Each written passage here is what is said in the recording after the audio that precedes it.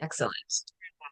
Welcome, everybody. My name is Mina Jane. I'm the director of the Ashland Public Library in Massachusetts, and I'm very excited to be here with Elizabeth Hyman, who wrote this uh, amazing book called The Girl Bandits of the Warsaw Ghetto. And she's going to be telling us all about how she wrote it, what it's about, and all of that in just a sec. Um, and if you are hearing an echo, I'm going to ask Elizabeth if you could turn your mic off for a second, like just mute yourself for a Okay. second. hmm Great. Okay. So she's muted, and then I'll mute when we're talking. So, or when I'm not talking. Um, Thank you. So, if you, I'd like to thank the Friends of the Ashland Public Library for supporting all of our programs. We cannot do this fun stuff without them. And I'd like to thank Elizabeth for letting us share this program with other libraries, because of course, when libraries work together, we make magic. And also, I would like to let you know that the chat will be open during this talk. There are no slides, so Elizabeth and I are just going to spend the hour talking. So we'll take lots of questions. But if you have questions, please put them in the Q&A, which is a button at the bottom of your screen. If you're distracted by the chat or by emojis, you can turn it off on your own Zoom so that it won't bother you. You can buy signed books by Elizabeth from Aesop's Fable, our very favorite local indie bookstore. So Elizabeth is she's amazing. This is her first book, and she just told me that it was number 4 on the New York Times bestseller list 4 days ago, less than 2 weeks post release, right? Yeah, for nonfiction paperbacks. So That's exciting. amazing. So this is her first book. So like I said, she's going to be talking all about it in a second, but she also is the granddaughter and great granddaughter of Polish Jews. And because we're talking about the Warsaw Ghetto, I feel like she knows exactly what she's talking about. And there might have been some interesting factoids she learned during her research that might have touched on her own history. We'll find out. But so anyways, welcome, Elizabeth. Thank you so much for being here. Thank you so much for having me. This is an amazing turnout. Thank you all for being here. So before I mute myself, I want to ask you to tell us a little bit about yourself and then a little bit about the book, and then we'll get into questions. Okay, great. Am I? Yeah. Okay. So, as Mina said, I am the granddaughter and great granddaughter of Polish Jewish refugees who fled that country in 1939. Growing up, third generation, which that's the jargon within Holocaust studies, I was just kind of surrounded by this history my entire life. I don't remember actively learning about it. I just knew it. At a certain point when I was an undergraduate, I had an inkling that I was doomed to be a Holocaust historian. I wasn't quite ready because it's a very intense field. So I waited until I began my graduate work at the University of Maryland, College Park, where I did my history and my library and information science master's degrees. In spring of 2013, I was taking a course called Gender and Autobiography. It was all about how to read the memoirs and diaries and letters and testimonies, etc., of Jewish women and apply the historical method to them. Um, Halfway through the course, we were given a handout that was an excerpt from the memoir of a woman named Vladka Mead. In this excerpt, she describes smuggling dynamite into the Warsaw Ghetto in preparation for the uprising. And I was like, wait, there were Polish Jewish women smuggling dynamite into the Warsaw Ghetto in preparation for the uprising, and nobody told me. I was very righteously indignant at the time, and still now. I write a history blog, and I had a series where I profiled interesting, inspiring historical women. So I thought to myself, okay, as soon as I finish my master's work, defend my thesis, and get a job, I am writing a blog post about this Vladka Mead. I anticipated it taking maybe a year or two, maybe a two-part series, but over the course of, I'm going to say 5 years, it ballooned into an 11-part blog post series that I began posting in April of 2018 to align with the 75th anniversary of the Warsaw Ghetto Uprising. I'm just going to take a drink of water. So sorry. So after writing this post series, I've learned that Vladka was part of a cohort of women. She was not the only Jewish woman doing this work in occupied Poland. So I thought to myself and said to my mother, I said, I'm so proud of that blog post series. It was so incredible to research and write. I feel like I've only scratched the surface of the story. And she said, well, maybe that's your book. And I said, oh, how do I publish a book? And here we are. Here she is. Wow. That's a great history. But I want to go back a little bit further. Yes. Okay. Were you always a reader of did you read nonfiction? Did you know this, like, what was going on when you Mhm. were a kid? Were you heading Mhm. towards being a writer? Right. Well, my mother is a writer and I grew an editor and I grew up surrounded by books. Um, the first book I remember reading by myself was one of those American Girl doll books. My mom was reading it to me, and then apparently I was like, you know what, mom, I got it. I'll take it from here. Um, After that, as an adolescent millennial, it was a pretty steady diet of Royal Diaries, Dear America, that variety of books. But it was in high school that I realized, like, oh, I really like history. Like, I love this. As for nonfiction, I didn't start reading nonfiction in any serious way until my final years of high school, because at that point in my life, I always wanted to be a journalist. So when you want to be a journalist, you read journalistic writing style. And as I became more and more of a historian, I started reading nonfiction almost exclusively and developed all kinds of study and elitist opinions about it. Um, yeah, no, I actually was an undergraduate double major in history and journalism. And for a while I was applying to graduate programs, I wasn't sure what my future held or would hold, or if I would get to be a historian. So it was up in the air for a while. Okay. So, so what led you specifically to writing this book? Um, Mhm. was it your love of like the books that you read? Because the books you read, um, American Girl, the Dear Diary ones, they were mostly about women or girls that Exactly. had done Yep. amazing things, that had stories had not been told before.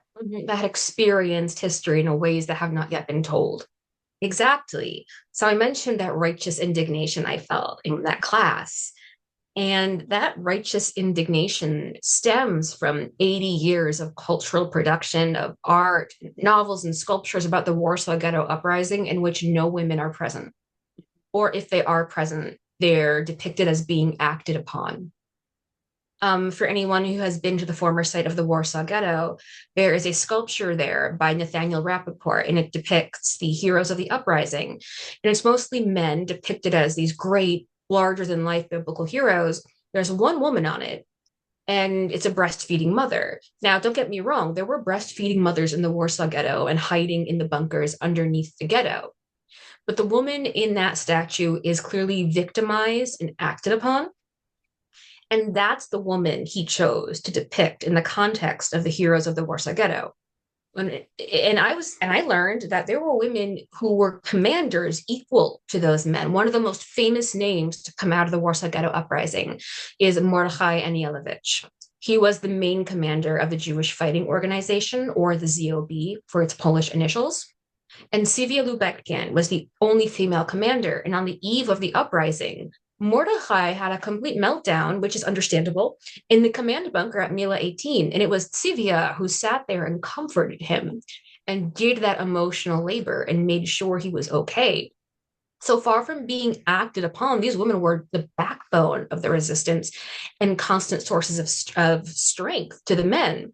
So I thought to myself, why haven't these women made it into mainstream Holocaust memory?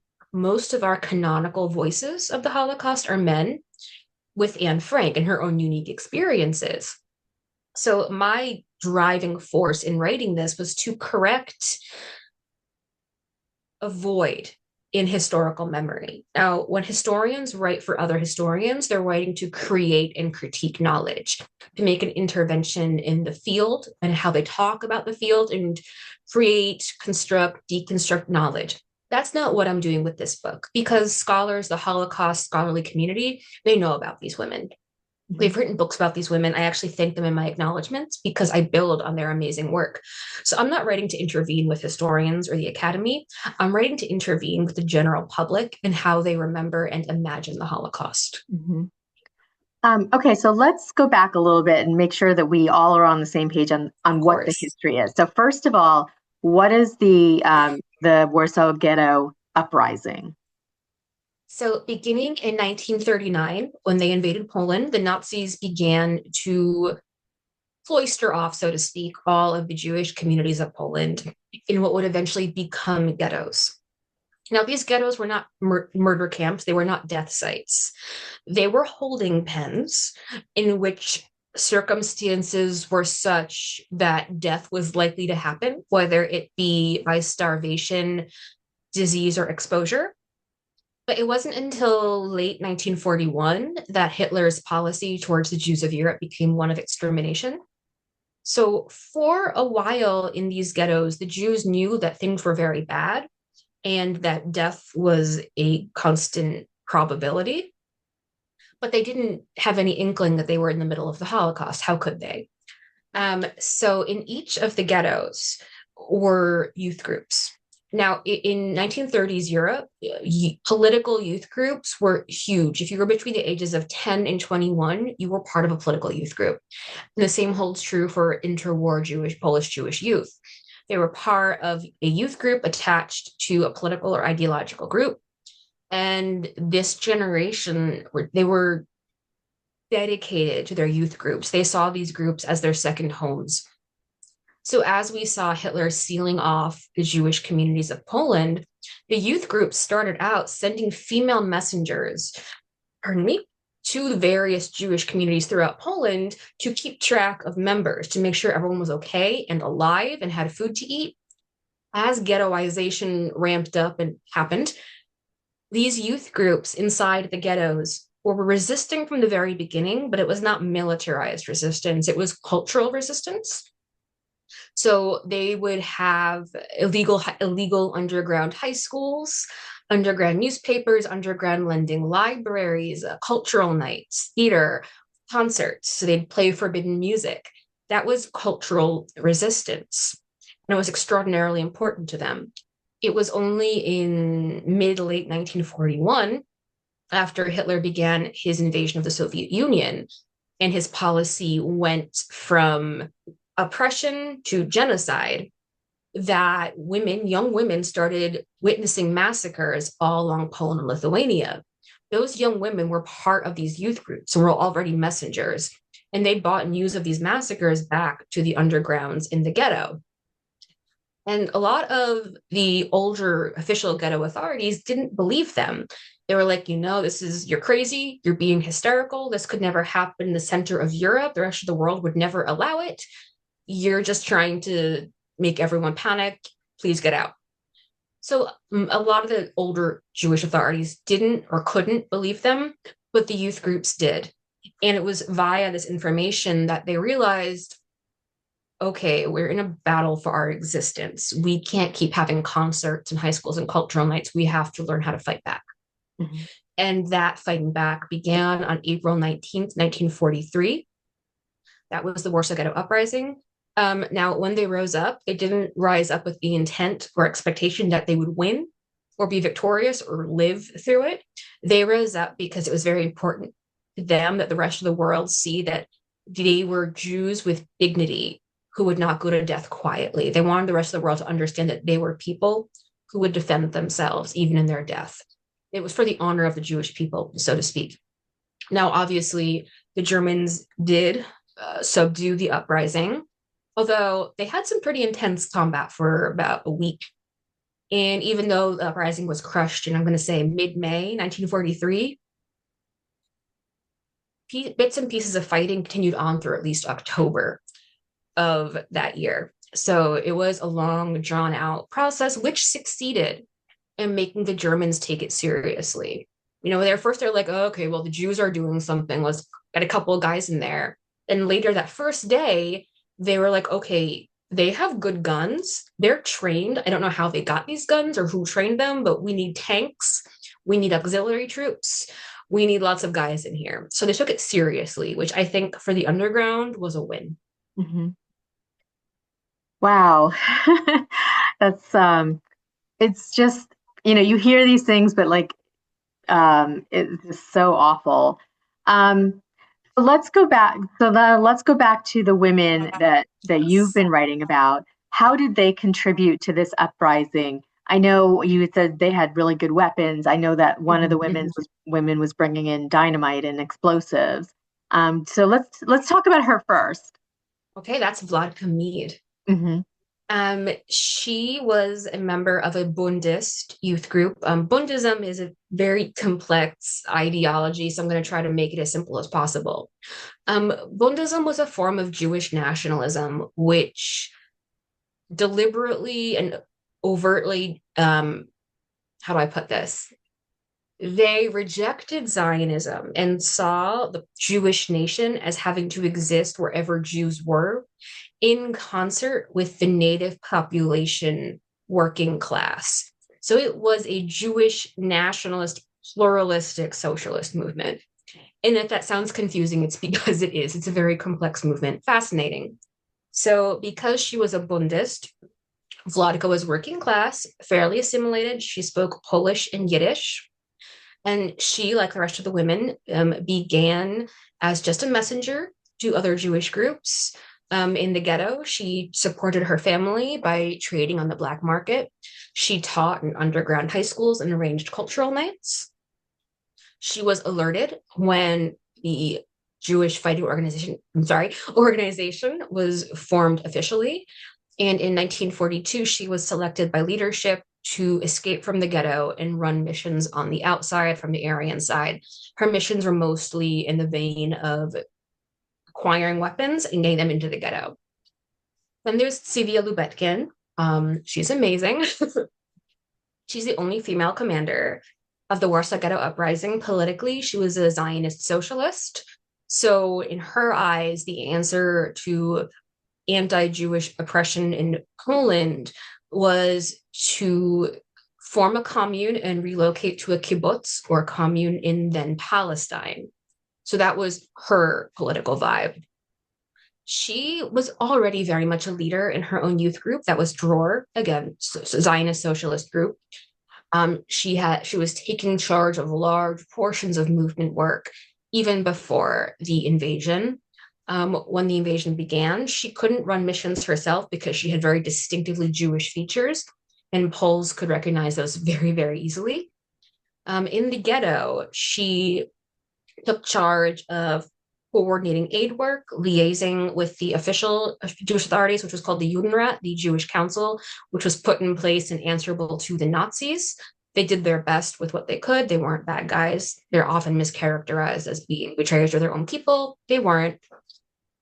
So she became very much the face of the movement. But at the same time, as she was running around all these government hallways and doing paid work, she and the rest of the women and girls involved were doing domestic labor the entire time. So she would get home from, begging the Judenrat for more money for food, and then she would do laundry and make dinner and sweep up because men expected women to do that domestic labor regardless and called them girls, which I'll talk about in the title later. So she coordinated aid, cultural movements, etc., until she began to receive the news that Jews were being massacred in the newly German occupied territories in the Soviet Union. And so she was vital in the organizational meetings where they determined that they needed to militarize and become an insurgent group. And she, again, was the only female commander of that uprising. She fought in it. She led survivors through the sewers to escape when they determined that the fight was over. Even in hiding on the Aryan side of the city after the war, she administrated all of their far-flung aid work for Jews in hiding across Poland. And she fought in the Polish Warsaw Uprising of 1944. Dr. Adina Bledy-Schweiger is the third woman. She was also a Bundist. She was in her final year of medical school when the Germans invaded. She was 22 and specializing in pediatrics. In the ghetto, she worked with children at the Children's Hospital of the Warsaw Ghetto. In that late 1942, leadership picked her to escape the ghetto and run various missions on the outside to liaise, which she did throughout that period and the rest of the war. Very similar work as Vladka Mead. They did know each other. They hung out. It was kind of nice. Well, not nice, but it's nice that they have those communal vibes even in the midst of all this horror. Then there's Tama Schneiderman and Tulsia Eltman. Now, both Tima and Tosia were murdered in 1943 in the course of duty. I chose them though because their names just kept coming up in all the primary sources, and I thought they were fascinating. Tosia Altman was a Zionist socialist. She was amazing with teaching and organizing young adolescents. She spearheaded a lot of their educational work. And when the invasion began, she was one of the women who ran missions to check in on members. In her courier work, she smuggled documents and bought stories of hope to keep her people uplifted. What's fun about Tasia, though, is that she would get onto a train filled with, German soldiers carrying nothing but false papers to protect her. It was terrifying. Then she would get off the train, sneak into the ghetto, and instead of just passing out or crying like I'd probably do, she went to her friends and was like, the clouds are so beautiful today. Have you looked at them? Aren't we lucky that we get to see the clouds? And I was like, who is this? Who Mm-hmm. is this person? She's fascinating. And similar with Tama Schneiderman. Now, with Tama Schneiderman, this was a conventionally beautiful woman. She was tall and thin and had long golden red braids. She wore the most fashionable clothing and had beautiful blue green eyes. And a lot of the primary material focused on her beauty and her relationship status with Mordechai Tenenbaum, who was another underground leader. But one of them wrote that she was sitting with Tima, and I'm quoting this from memory, but she said, Tima said she was going back into the ghetto without any papers. I had barely gotten used to this delicate young girl. At first, I thought her only fit for picking flowers and writing poems. I didn't think she was up to serious resistance work. Then, as I spoke to her more, I became ashamed of these ideas and saw the courage and the rage deep inside of her. And I thought that was such a brilliant, nuanced passage that I had to learn more about this Tama Schneiderman. So Mm-hmm. those are the five women the book follows. How did you pick these five women out of all the women that you could have picked? I mean, did you have like Mhm. a massive spreadsheet of all the women you could have picked and then somehow filtered it down to these five? So very, very, very early in the process, when I was still learning how agents work and querying works, I didn't quite know what I was doing yet. So my queries were very amateur. But basically, I wrote, like, I want to write a book about all these women. And one agent who didn't sign me on said, this is a great idea. I think you'll do very well, but you need to choose four, maximum five women to follow. Otherwise, readers will not follow it. And that was fabulous advice. So I was like, oh my God, who do I choose? Obviously, Vladka and Zivia. Tolstia and Tima by that point had already captured my imagination. Now, originally, the fifth woman the book followed was supposed to be a woman named Rachel Auerbach. Rachel Auerbach was a Bundist who did underground courier and aid work in the Warsaw Ghetto. She was one of only two survivors of an underground archives project. In 1946, she was instrumental in getting those archives excavated, and she spent the rest of her life working on testimonies at Yad Vashem in Israel. However, I spoke earlier about the youth groups and adolescents in 1930s Europe. Rachel Auerbach was about 5 to 10 years older than the women I'm writing about, and she didn't quite fit into that generational argument. And now, even if academically trained historians say that they're writing narrative, there's always an argument somewhere. And if this book has an argument, it's that their socialization in interwar Poland was instrumental to them becoming these resistors that they were. So Rachel Auerbach didn't quite fit into that argument. However, I was reading the memoir of Dr. Adina Blady-Schweiger, who goes by the codename Inca throughout most of the book. Is that a sneeze? No, it's not a sneeze. And I was reading her memoir, and she just described the most harrowing experiences in the most beautiful language.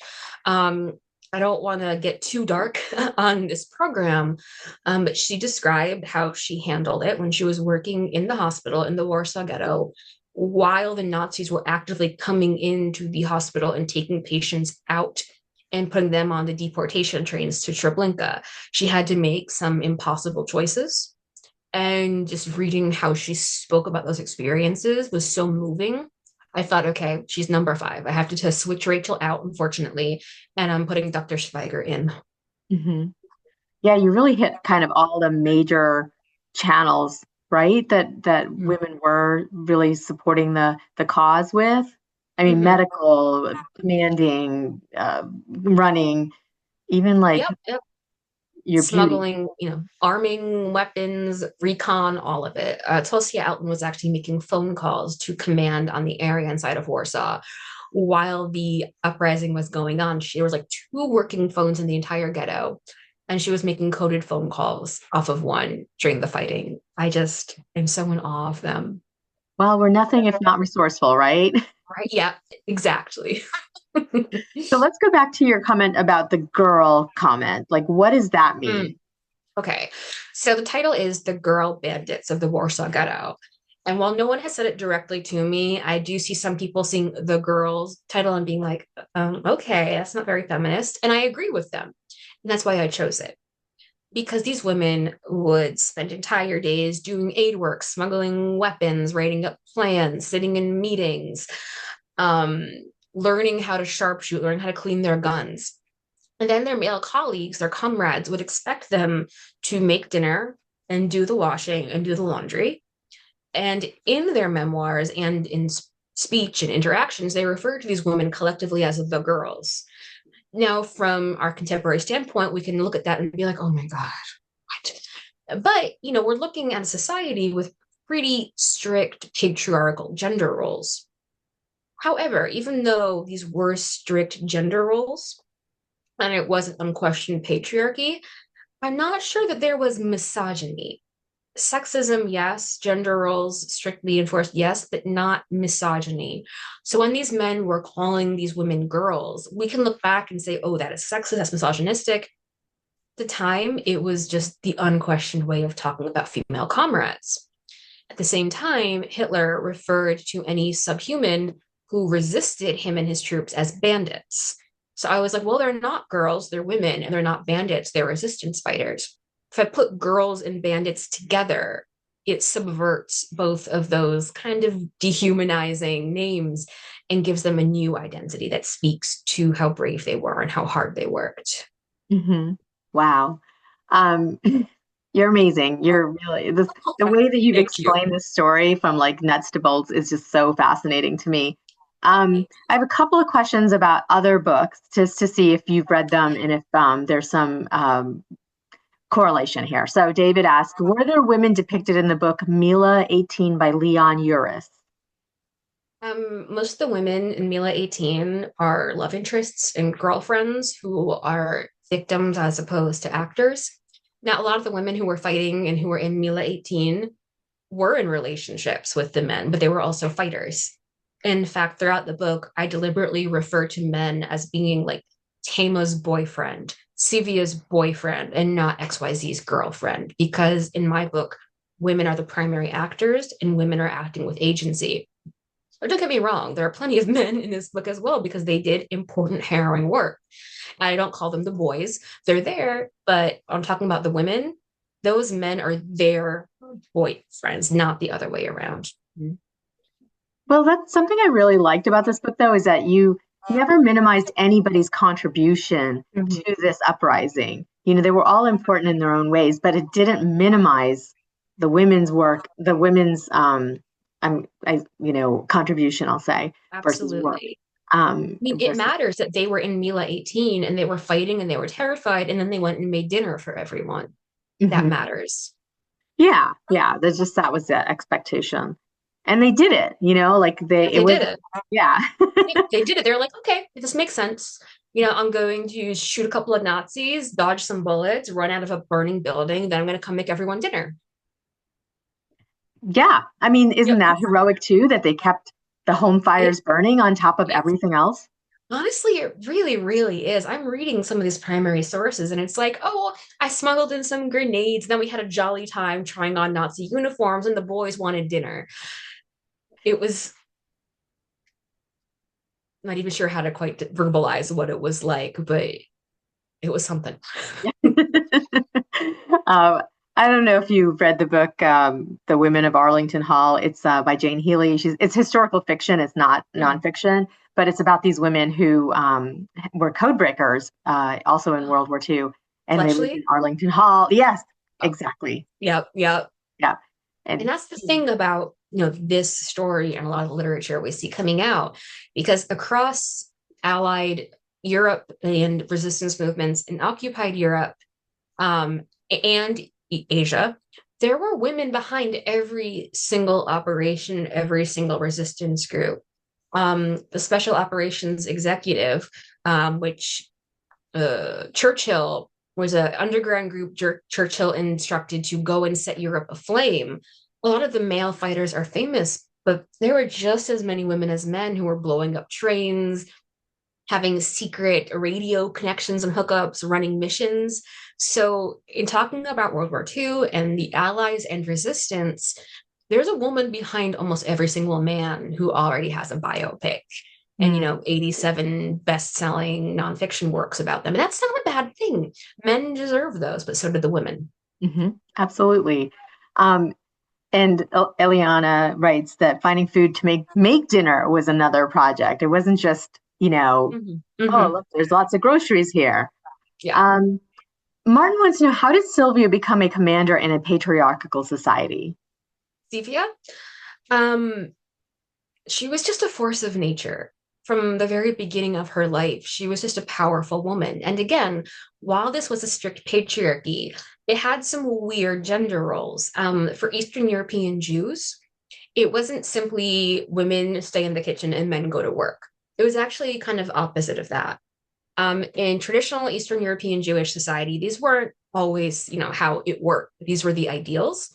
The ideal was the Jewish man, the husband, as a religious scholar who stayed home and studied Talmud and wrote important pieces of scholarship about Jewish law. When it was the woman's job to go out into the world and support the family and run a business and engage with the public. So, in that sense, Sivia's intense public role before the militarization was not that shocking because she was socialized to be a strong, assertive woman who could make her way in Polish society. Hmm.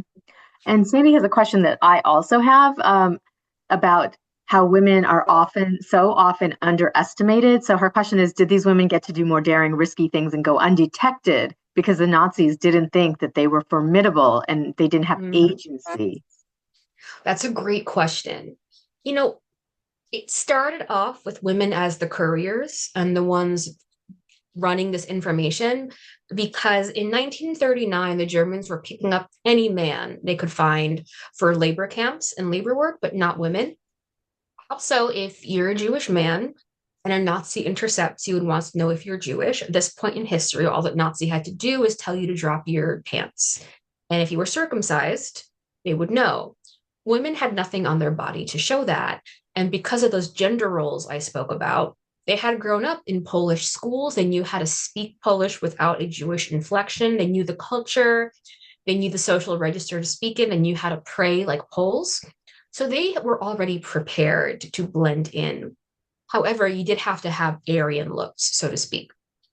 Now, I'm going to demonstrate this next part on myself because I'm a Polish Jewish woman. So, like I said, Poles and Jews before the war just lived very separately, and Poles knew how to recognize Jews very easily. It wasn't just speech and inflection and hand movements like this, it was based on features as well. So, if you look at my nose, I have a slight bump right here. I have dark hair, dark eyebrows, I have olive skin coloring. I look like a Jewish woman. And in Poland, it would have been very, very easy to tell that I am Jewish. Now, if I wanted to do this work, I could have tried to pass by dyeing my hair blonde and using makeup to make my nose look a bit smaller and to cover up some dark circles, maybe. But that was it. And, very Jewish looking women did do this work, but it was much harder for them, which is why so many of them dyed their hair and did their best with makeup. But the women who were most successful were Aryan, passing blonde, blue eyed, small noses, fair skin. Hmm. Marshall wants to know, if known, what percentage of those in the ghetto were Bundists and what percentage socialist Zionists, and was it sex or age related? Mm. I've only spoken about socialist Zionists and Bundists, but interwar Jewry was so politically disunited that if they had had Twitter back then, it would have just been constant drama. For socialist Zionists, you had at least four separate movements. For right wing Zionists who called themselves Jewish fascists, you had multiple movements. For general Zionists who thought the fascists and the socialists were crazy, you had at least four separate youth groups, and that's just in the Zionist camp. You had the Bundists, you had communists who didn't like the Bundists, you had socialists who thought the Zionists and the Bundists were doing it incorrectly. You had Orthodox Jews having their own groups. So you had a massive, massive set of politics here. If I'm going to break it down, which I have a lot of books in my bibliography which do break it down, I'm going to say it broke down by thirds, like about a third Zionist, a third Bundist, and a third Orthodox and unaffiliated with those groups. I could be wrong. I'll have to go back to my primary sources and find those exact numbers. But it was fairly even, I'd say. Mm-hmm. And was it the second part of that question about the sex or age related? Oh. You had mentioned the youth groups. Were they more of one or the other? They were almost all young people because young Jewish people in interwar Poland were highly politicized. They were growing up in a very different context than their parents. So class was a much bigger determination of ideological affiliation than sex. Like if you were working class and Jewish, you were probably a socialist Zionist or a Bundist.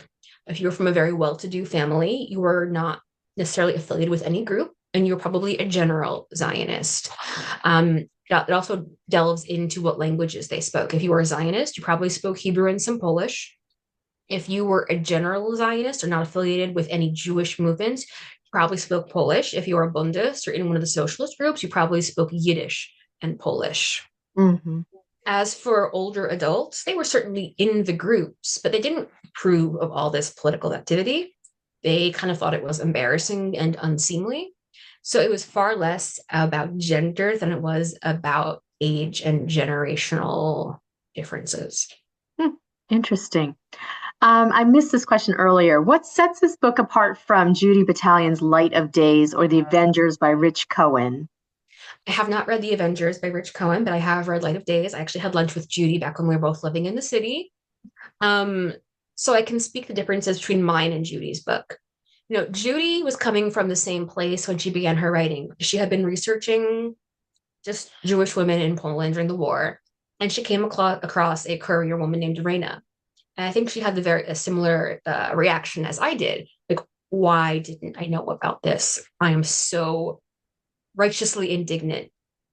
But her book is very different in that it's as much about this cohort of women as it is about her own journey of discovery as a Jewish woman, and how learning about these women made her feel as a journalist and as an artist, because she is an art history PhD.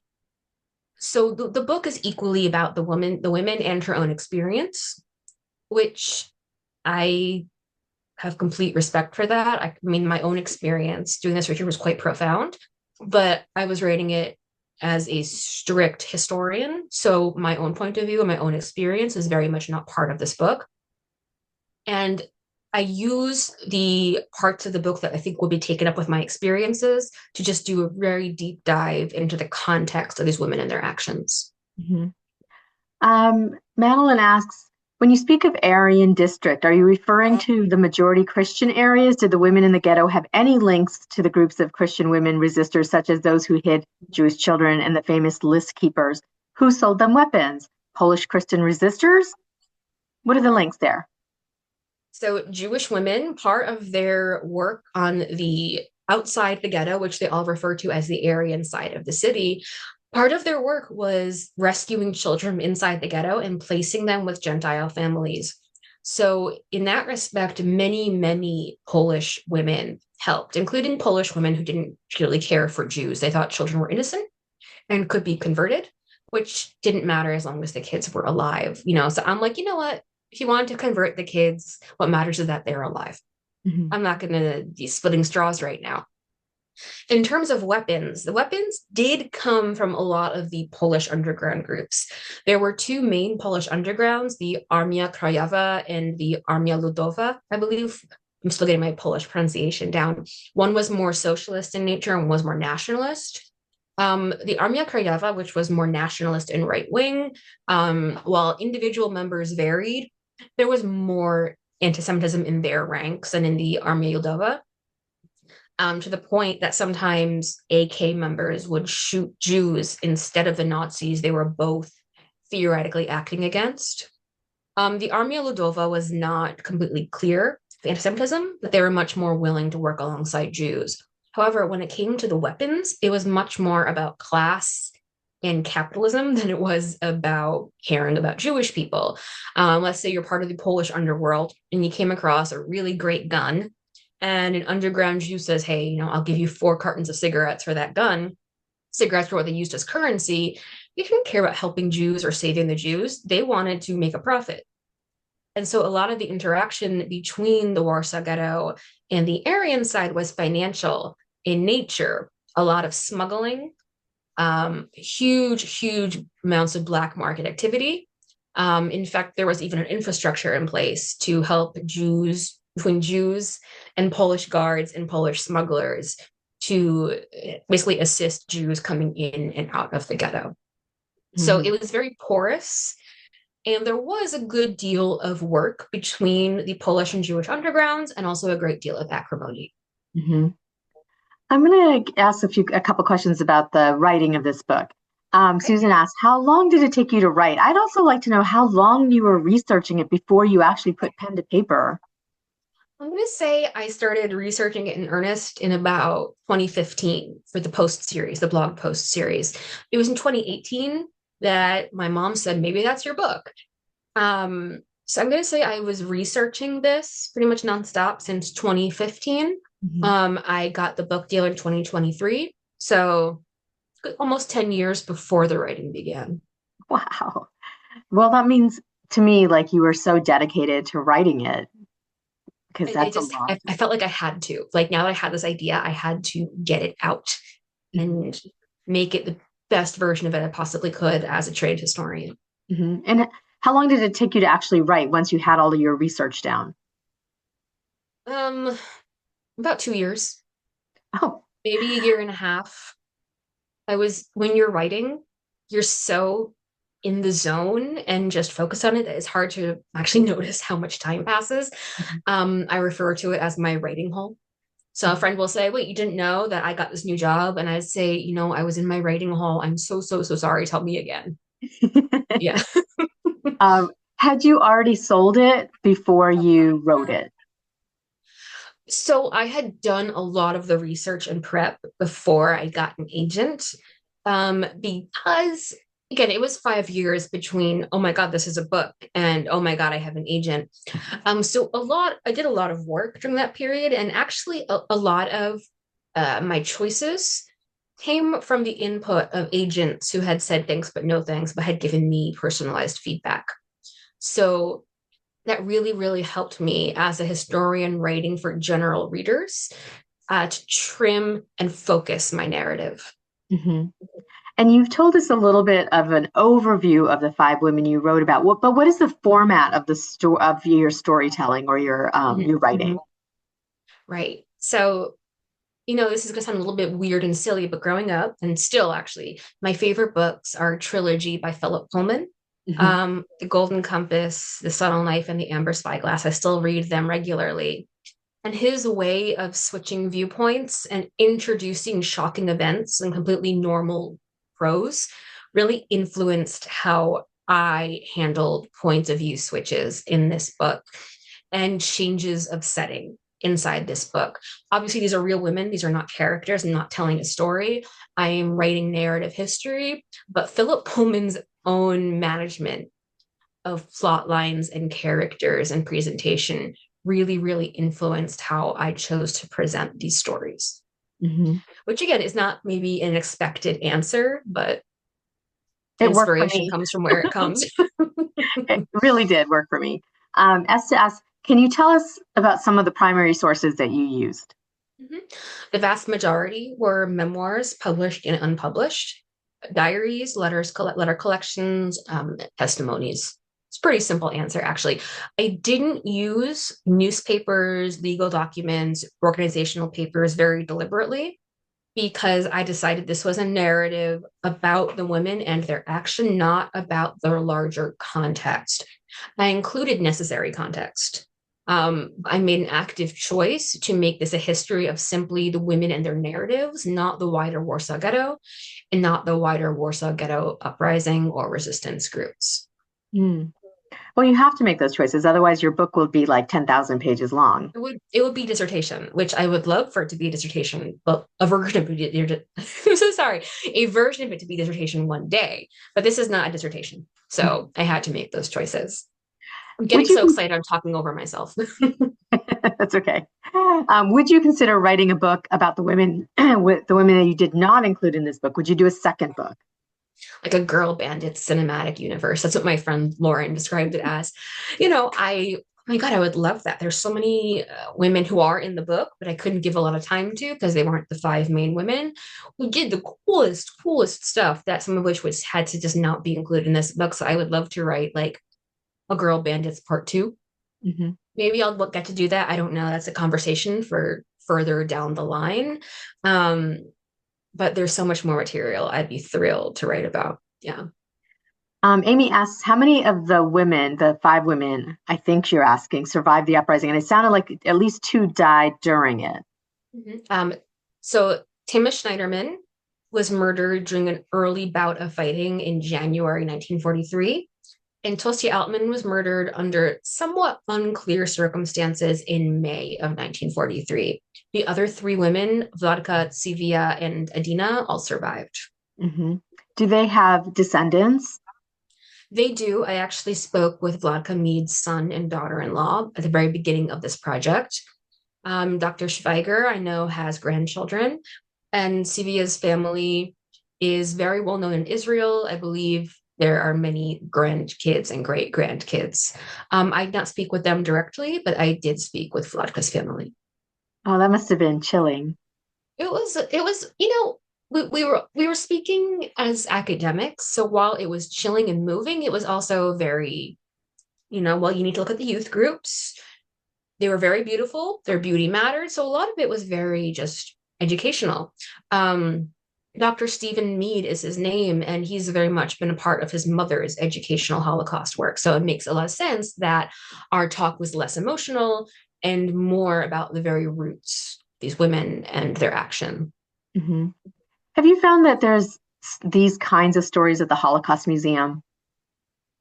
This is a very embarrassing answer because I spent my career working at the Center for Jewish History as an archivist before writing this book. When I go to Holocaust museums and see exhibits, I actually have to sort of walk through really fit quickly because while I can read the most horrifying of information, looking at visuals just completely destroys me. I can't watch movies. I can't look at a lot of photographs.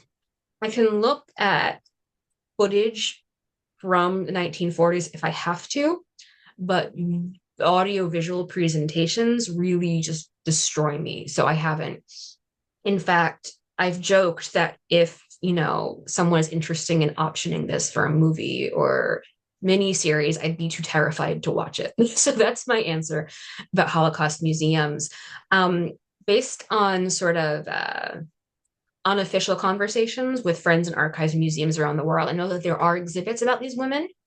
They are spoken about within these institutions. My concern is that they have not penetrated memory much beyond those institutions and beyond the scholars who, like me, who just think that the most amazing thing. Well, this book will do it. I hope Do so. historians know the number or percentage of people who survived the Warsaw Ghetto and escaped to freedom or to continue fighting? I don't have percentages, but the vast majority of the, at some points, 400,000 Jews in the Warsaw Ghetto either died in the ghetto or were murdered in Treblinka. That's the vast majority. Yeah, I had just read that recently too. Yeah. Um, would you ever write about women in the resistance from other countries, or is your interest specifically with the ghettos? I would, but the thing about being a historian is that if you're good at it, you don't you know what you don't know. You have a keen grasp of exactly how much and what you don't know. So I know a lot about the Holocaust in Poland. I know quite a bit about outlying refugee communities. but that sort of very intense, granular level knowledge of not just the Holocaust in those regions, but the historical context of the Jews leading up to the Holocaust, those require, 5 to 10 years of study for me to really get a handle on them. I would almost say I'm kind of giving myself PhD boot camps. I do have my master's degree, but not my PhD. But I would argue that the level of work I put into mastering these contexts is PhD level. So to write about female Jewish resistors in the Balkans during the war, I would have to start completely from scratch and learn not just the history, but the historiography, which is how historians write about that field of Holocaust history. So that would take me a very long time. It would be a dream to do it, but that would be a huge amount of research and learning. Hmm. Because the Well, more the more you don't know. right. I was gonna say you're young. I have time. You Yeah, got time. And a little we'll bit. be here for you. Thank you. However, I did sign a deal for a second book about a Jewish refugee community which formed in Shanghai during World War II. I actually wrote my master's thesis about that, and I'm very, very excited to be able to revisit it. Okay, I know this book just came out, but when is that coming out? Not until 2028, I think. Oh, okay. All right. All right. Well, I mean, I'm still organizing my research, but I'm very excited about this one. okay, everyone, keep a lookout for 2028 or so. Okay, so the last thing I want to sort of really delve into is Yeah. what I had mentioned earlier or at the very beginning is what kind of connection did you find on personal stories of your own families that you did Mhm. not, of course you didn't include in the book because that wasn't what it was about, but did Right. you find things that connected you? You know, my family, my maternal grandmother's side of the family was based out of Krakow for hundreds and hundreds of years. They were very upper class, and based on little snippets of information I got about them from my mother and my grandmother through the years, if I were to categorize them in any of the political groups, it would be general Zionists, which after digging around, I found out was right. So, and again, when the bombs started falling in 39, her father was like, we're just going to drive east away from the bombs, however long that takes. So they ended up driving to the border of Lithuania, paying smugglers to get them in, and they reached the United States by 1941. So none of them were directly involved in this. I certainly have family members who were in the Krakow ghetto, who perished in work camps, who fled to eventually got to this country after the war. But the real impact this book had on me was the feeling of seeing myself in history. It was seeing for real, like real tangible evidence that behind the Mila 18s and Nathaniel Rappaport sculptures, there were young women in their 20s. Again, I learned about vodka when I was 23. There were young 18, 25-year-old women doing this work, and it made me feel like I was seeing myself in the record. Just knowing that women who looked like me and who had my features and who were raised in not the same, but similar traditions were doing this unimaginable work it was very moving. Mhm. Did you find any specific ancestors that were involved in the uprising? I did not. Um, in terms of my family members who were in the Krakow ghetto, one was a doctor, a man, and his mother committed suicide in a Schindler work camp. So neither of them were involved in underground work, but for their social class, very upper class, it makes sense that they would not have been politically engaged. Hmm. That's a shame that it was the youth that not the shame, but the youth that really had to push that forward. And it makes sense because when you're young, when you're in your 20s, you haven't been made cynical by life yet. You still believe that you can really make a difference. And I'm 36. I'm not like super old, but I can already find myself becoming very cynical Hmm. about politics and one's ability to change the world. I think their youth and their idealism and their lack of cynicism was a huge, huge, huge factor in their ability to pull this off. So we still have 5 more minutes. So I am gonna ask you a couple more questions if you don't mind. Don't mind at all. Um, what was the most surprising thing that you learned in doing your research for this book? The main surprise happened just when I learned about these women and this cohort of women. However, I'd say the point in my research which made me like, whoa, was when a bunch of women led by Tama Schneiderman hid grenades in their underwear to smuggle them into the ghetto. They all put them into their underwear in their apartments and got on a streetcar. And they were all kind of like jittery and nervous. So Tama Schneiderman was she had a huge amount of interpersonal emotional intelligence. So she knew that if they got on that streetcar looking scared, everyone would be like, oh, those are Jews. They look uncomfortable. So she whispered to Chavka Fulman, she said, what if a gentleman asked us to sit next to him? And they all just started giggling. And suddenly they didn't look like terrified Jews. They looked just like carefree young girls on the streetcar. So that really, really stood out to me. Mm-hmm. Which Just they should have been, right? They should have been. They should have been giggling carefree girls on a streetcar and not hunted Jews with grenades in their underwear, but they were, and they rose to the occasion. Mm-hmm. And what was the most inspiring thing you learned?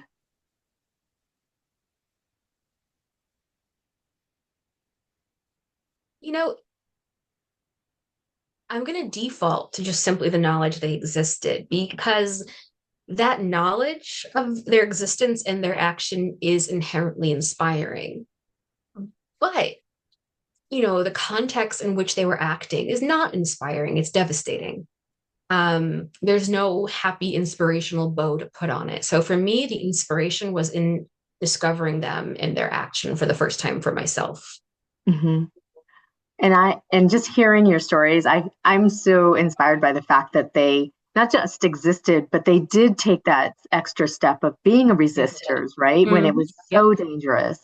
And you hear about these things throughout history, but like hearing it from you directly about your book and the research that you did makes it so much more alive, I think. Thank you, because it's very easy to think of this as like sort of static, dull history that already happened. But when you really think about Holocaust history and those 6 years of war, none of these people knew that they were in the middle of what we would call the Holocaust. They had no idea. They were reacting as best they could to their surroundings. Mm-hmm. Absolutely. And Bella just said that her husband's cousin made it out of the Warsaw Ghetto, and he's in the Holocaust Museum in Washington. He wrote a book about the uprising. He wrote it in Yiddish, and it was translated into Hebrew. What's his name? Bella, tell us his name so that we can look this book up. Do you read Yiddish or Hebrew? Unfortunately, language learning is one of my biggest academic bad spots. I'm awful at learning languages, and I've tried to learn French, Spanish, German, and Hebrew. I recall about enough of all the language to be able to say, Ani lo medaber ivrit. I don't speak Hebrew. It's honestly devastating. I wish I could be one of those people who could just pick up languages like that. Unfortunately, it's very difficult for me, so I do use translators. His last name was Pittermilch. Okay, I'll have to look him up. I have a lot of questions, though, about how he's escaped from the ghetto or if he was with the group that went through the sewers, but I'll bother Bella about that later. Sounds good.